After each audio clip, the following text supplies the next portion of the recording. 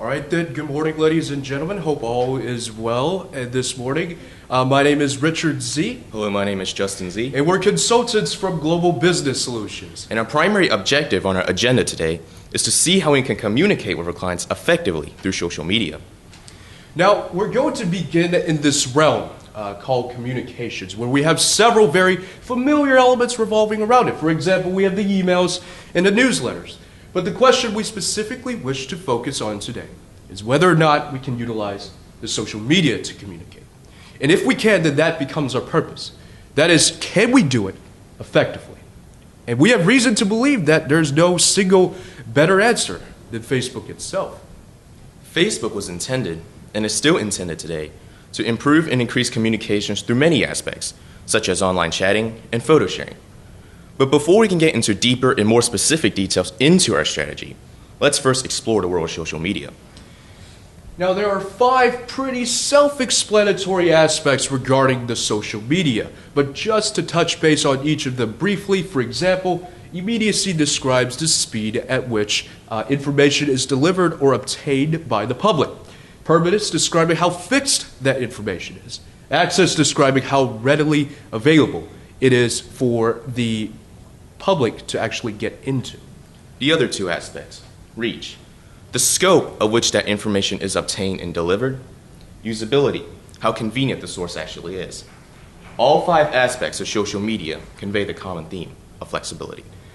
Flexibility is what the social media provides for us, or more specifically in our case, what Facebook provides for us.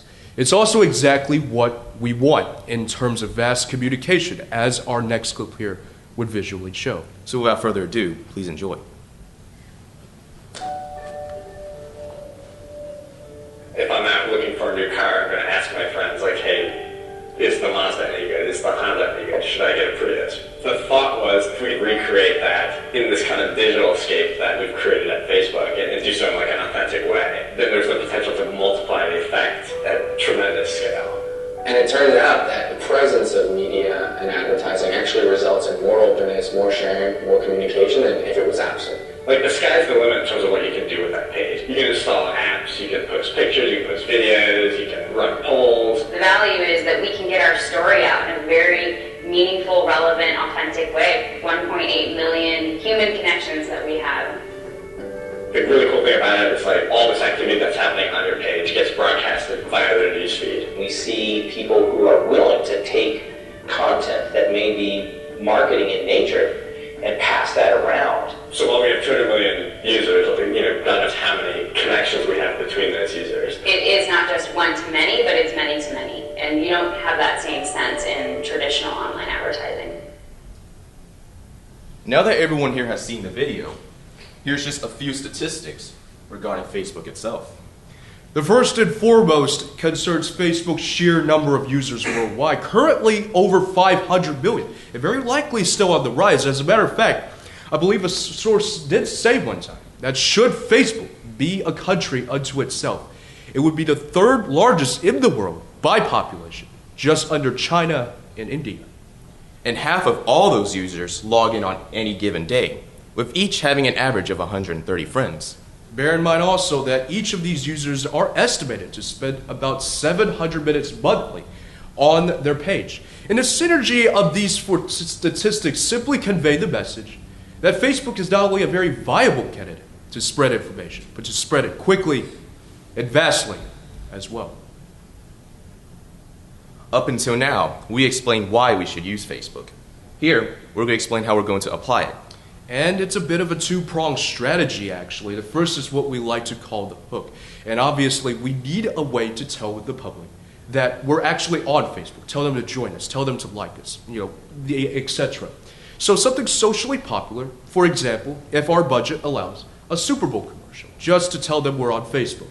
But the point is, once we have the public hooked, we can slowly start reeling them in. And we're going to use Facebook to spread our ads, updates, and information, and maybe even start a conversation through microblogging, per se. Concisely speaking, by knowing the public's mind, we'll be able to make up ours as well. And here's just a graphical comparison between Facebook and 3 other examples of social media. As mentioned before, Facebook has an average population of 500 million users. As compared to Flickr, Friendster, and Facebook's closest competition up here, Twitter, itself having only about 100 million users. Facebook outnumbers Twitter users, even Twitter, at a ratio of about 5 to 1. Just like anything else, Facebook has its own privacy issues. It's the new frontier for fraud, says Tom Clare, who is the head of an online security service called Bluecoat. And such frauds may just post this link on your Facebook page. Look at the video I found of you. And it sounds exactly what it is designed to do. That is, tempt the user into clicking this link, exposing a rather deadly virus that grants access to these cunning crooks into very private and personal information. But the nugget of the idea here is, because Facebook is all about openness, it promotes these sub-connections and main connections. It ultimately raises a lot of unwanted security issues. But in the end, it is this openness that makes Facebook such a powerful social media weapon.